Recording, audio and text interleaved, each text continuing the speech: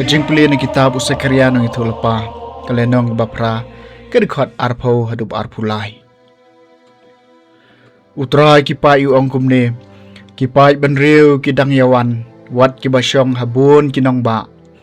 kibasyong hakawai kanong ba kinlet syakawai pan kin yaong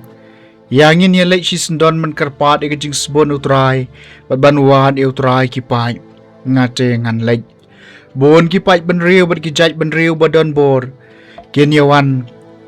banwan e utrai kipai ha Jerusalem bat ban kerpat e kajing sebon utrai kipai u ongkum ne ha kito kisngi sipau ngot kirang ba na kijaj benriu jong baro kijaj kitin kin ya bat ya kajang kup jong uju ken ya ong ya ngin ya leit lang bat phi na ba ngeli osngeu bo blei udon rengkat bat phi kak tien jong utrai kasamba pra punyeu blei udon rengkat bat ngi balaseng hi dau halor ulum bakhoj utrai e ki kardop jong kasion kampalat bani baro kishnong ujakom Syapang jong pale thu eki badan buram mapha konang ba jong ublei udon rengkat bat ni ya kara hab bat ke Babylon ngan nyeu hapdeng kito ki bayatho yanga syapang ka Tirus ka Philistia Ethiopia laong hangcai la khayau ni Henry syapang ka Sion en saong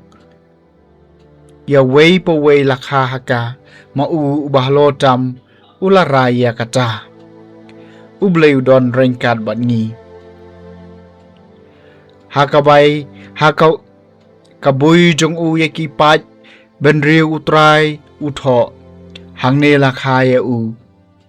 kinong ruai kinir ruai lang hapa baro kinshem yela ka ying ublei udon rengkat bat ngi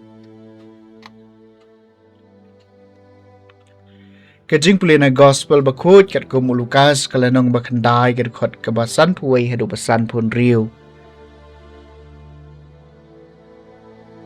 Kat bagi sngi kinang jan habayaw Jisu en sa shimno siya baneng ularay banlay siya Jerusalem.